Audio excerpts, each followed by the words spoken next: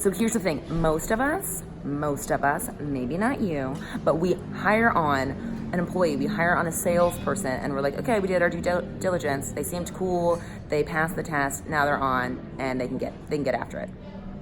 You want them working and thinking about your business all the time.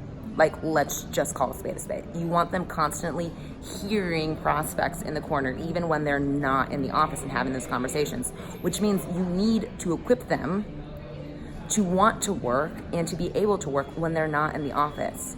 You have to actually invest in your asset so that they're doing work when you're not around, because that's what you want. You don't want like a 0.09 interest rate on a savings account. That sucks. You put it into real estate because you want to multiply that investment. It takes a little work up front. You got to find the deal. You got to put the things in. You got to meet the people, but the return multiplies, and that's what you want to do with your people. And that's what happens when you invest in them outside of the office. Because listen here, when Billy comes in late, you're pissed. When Kara's tired at 3, you're mad. But you didn't invest in them outside of it. You just train them hoping for the best.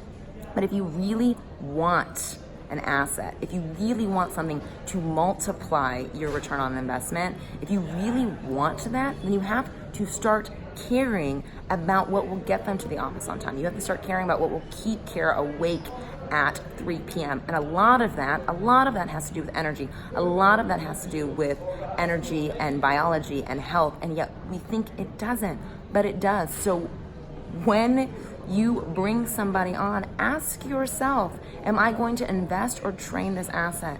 And if you want someone to stay, if you want to reduce the cycles, if you want a steady stream of cash, you need to invest and you need to care, which means you need to pay attention to their 5 to 9 so that they show up to their 9 to 5 working and being willing to listen to conversations in the corner when they're not on the job and when you're not actually looking over them. Cool? Cool.